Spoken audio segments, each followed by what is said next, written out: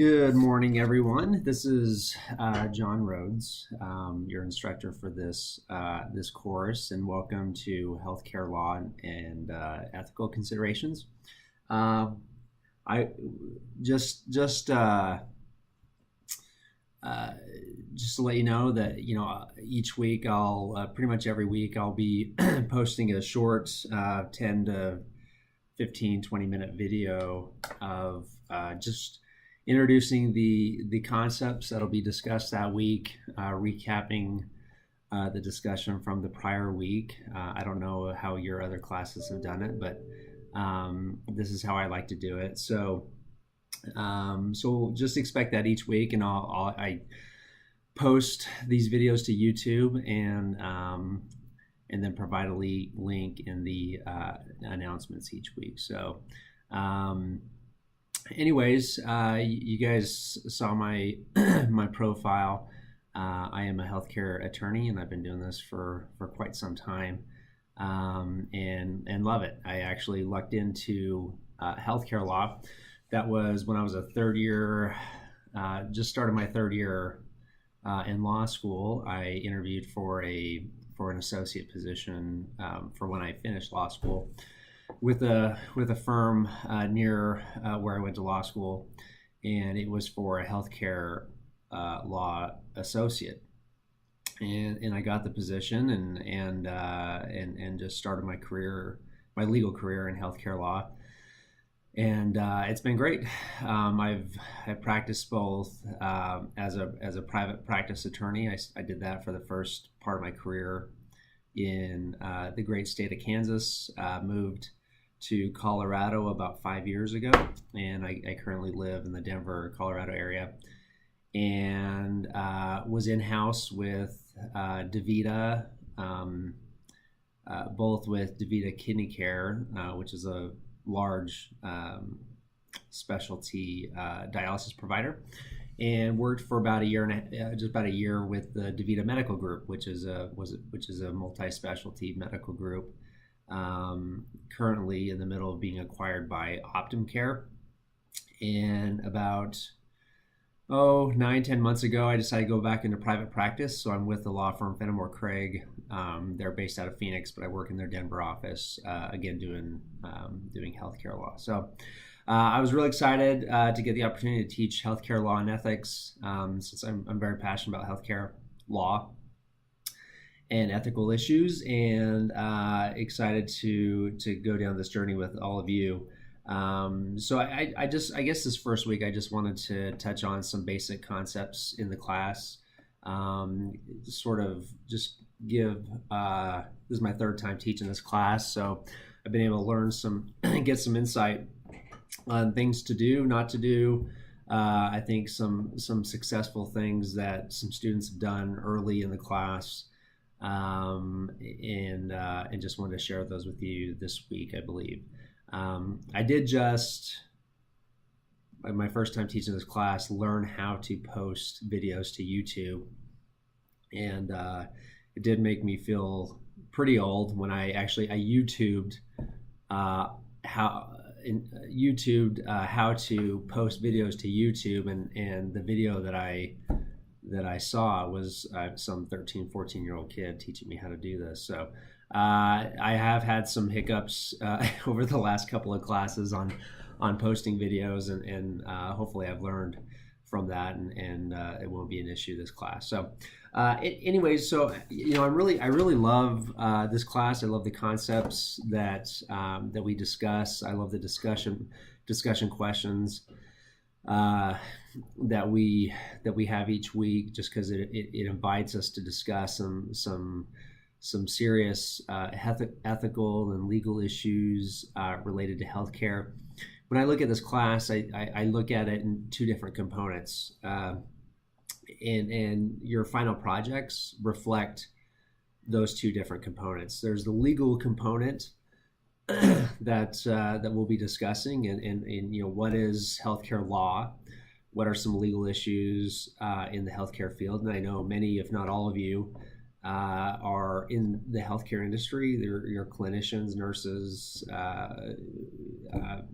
I've had physical therapy. I've had all kinds of people in the clinical area of healthcare in this class. So I know you're going to be familiar with a lot of this, but what I want to focus on, at least on the legal component, is the legal analysis that's involved in your assignments. and we'll go through that, and that's something that I'll reiterate each week throughout this class.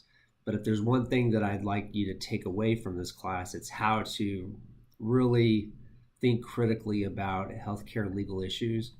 It's how to think critically in terms of the legal analysis.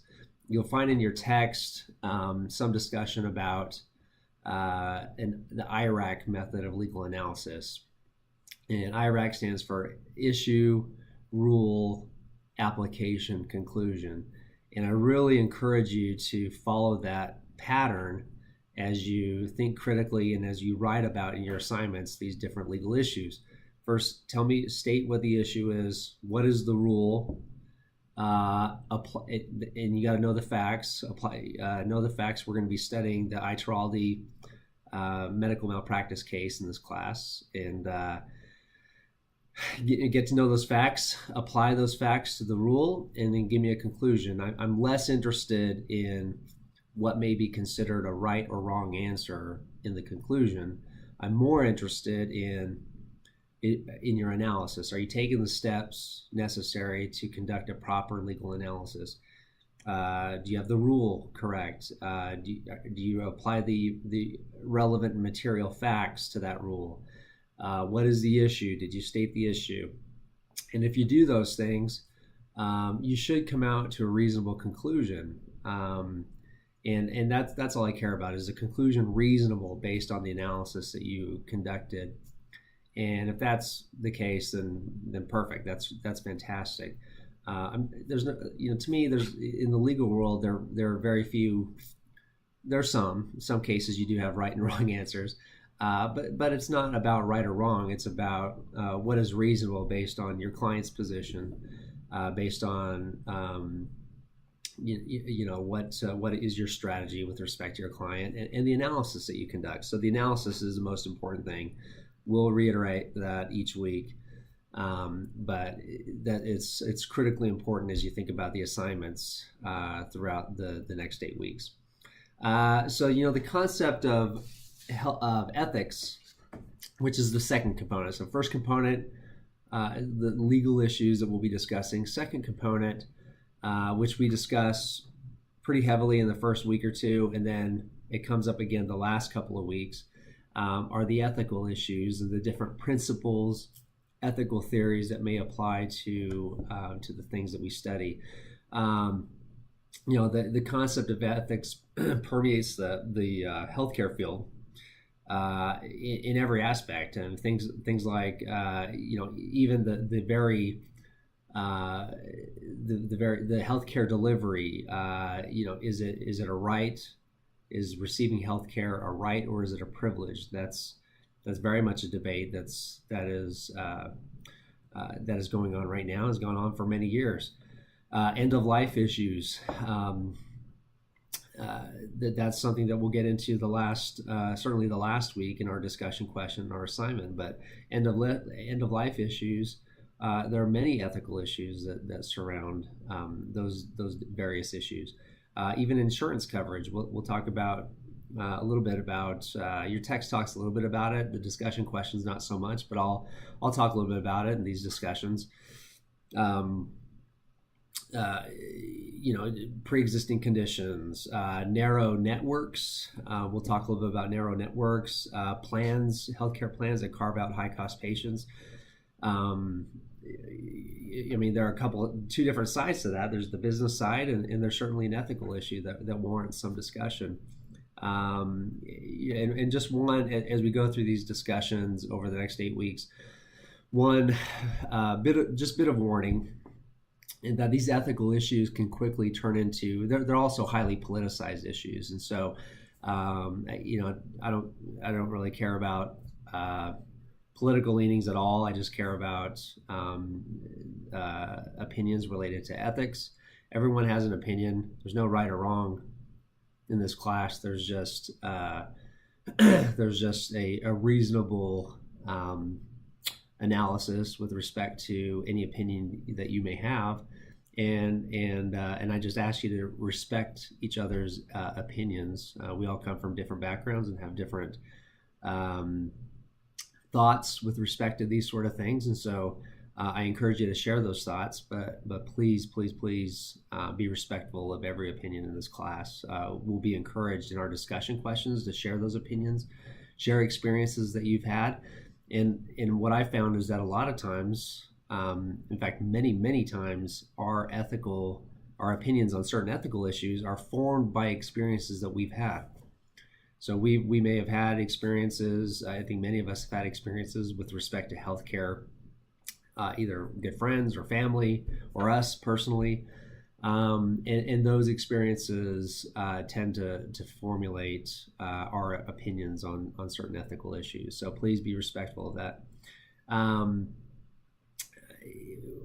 As we go through some of these issues in the class, I want us to think about how we think about words and definitions of words. One thing that you'll find in a legal analysis is that words mean things, and we can't just assume that words mean what we think they mean, especially if they are defined by a statute or by a regulation or by an agency.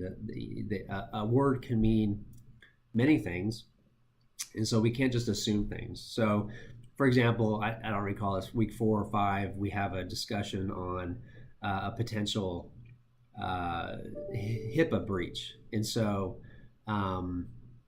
we'll talk more about this later on. But the question becomes, what is a breach? And so, just because someone uses or discloses protected health information, does that necessarily make it a breach?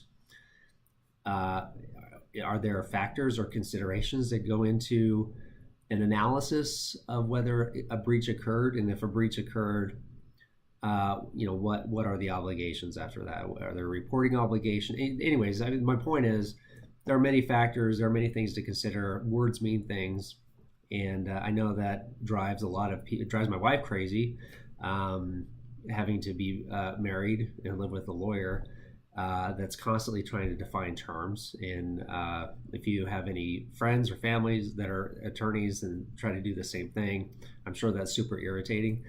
But that's going to be important in this class. It's important to in a critical analysis, critical thinking analysis, to know what those words mean. So, for example, you'll see, I think, chapter 10. There is a question. A physician from another office steps into your office and asks to see the chart of a neighbor whom he believes may have an infectious disease. He states that the neighbor is a good friend and that she will not mind if he reviews her medical chart. Is it legal for you to give the chart to this physician? Okay, so let's think about this. The issue is given to us is whether it's legal to give the chart to the physician. We're going through the IRAC method. What is the rule? Well, the rule, you look through the text, look online. I'll give you some resources throughout the class, especially with respect to HIPAA, where you can find certain rules. What is apply those facts that were given to you to the rule, and then come up with your conclusion. So you got to know the rule. The rule may have definitions as part of that rule. The rule is, let's just assume, I'm just paraphrasing. The rule is that this sort of giving the chart to this physician constitutes a breach of the HIPAA privacy rule. Okay, if that's the rule, then what is a breach? Are there factors or considerations that go into whether a breach occurred? Got to do that analysis, apply the facts. What is the conclusion? That's going to be the legal analysis that you're going to use in your assignments throughout this course. The other thing I just wanted to cover is the fact that many times legal issues and ethical issues overlap, and I want to this. You don't need to worry about this until later in the course, when you're working on your final projects, because later in your one of the final projects, you're asked to both analyze the legal issues, the legal components, and the ethical issues. Remember that they're two distinct concepts. A physician or any sort of provider can act perfectly ethically, can very much act within the bounds of whatever ethical code he or she is bound to act by, and still have some potential for legal liability. And that is true in many respects. And so there are two separate issues, but many times they overlap, and many times our laws are informed or at least directed by our thoughts, our collective thoughts as a society on ethics. A great example of that is EMTALA. If you work in a hospital, work in an emergency room, you are very familiar with EMTALA. It's the Emergency Medical Treatment and Active Labor Act. And essentially it says that, if someone shows up to an emergency department, whether it's freestanding or whether it's part of a hospital, then you can't turn them away if they don't have insurance coverage. In fact, you're not really allowed to ask about insurance. You're supposed to do a medical screening, provide stabilizing care. All that has to be done before you talk about any sort of payment or insurance. And so I think as a society, we agree that is ethically correct. We can't just turn people away from a morality and humanity standpoint. And so that ethical thought has been formulated or codified into a law. So there's overlap in many respects between ethical issues and legal issues, but they are separate and distinct issues. One last thing I want to discuss. We're talking a little bit about legal analysis, and I want to hit that heavy up front, because it's really important as you go through these assignments in each of these most weeks, that you're utilizing that legal analysis. Remember that we talk a lot about negligence. We're talking a lot about medical malpractice in this class. Remember that negligence is a legal term of art. Medical malpractice, it's a legal term of art. What that means is that it's defined by certain elements, and you can't. It is incorrect to say Dr. So-and-so did something incorrect, therefore it's negligence. Well, that's just plain wrong, because there are 4 elements to a medical malpractice or negligence case. And if you can't show one of those elements, then there's no negligence from a legal standpoint. Those elements are there's got to be a duty. There's got to be a duty on behalf of the physician or the provider to provide care. The second element is that care has to be within the standard of care that physician or provider should provide. The standard of care, there's a definition. What is the standard of care? Well, there's a definition. It has something to do with the reasonable care provided by that physician at that given the surrounding circumstances of what's going on. So your text provides that definition. So the third element is causation. So the act that the physician or provider did or didn't do had to have actually caused the damages. And then the fourth element is there actually has to be harm. There actually has to be damages in order for there to be negligence. If one of those is missing, there is no negligence. And so it's incorrect to say, it's very conclusory to say that because so-and-so did this, it's negligence. Well, you got to go through that legal analysis for each one of those elements. And so that's something that will be very important to your success on the assignments in this class. So that's all I have. Just the way I grade, I just follow the rubric. And so I just, it's very helpful to me and to the reader is if you have section headers for each portion of the rubric that needs to be graded. And that way I'm not searching around the paper trying to find whether or not you met that part of the rubric standard. So just follow the rubric. That's what I do when I grade. And of course, I'm available. I have my contact information out there. If you need anything, please let me know. If you have any questions, please let me know. Welcome to the class. I'm excited to have you, and look forward to some great discussion, and hopefully you gain some value out of this class. Anyways, have a great week.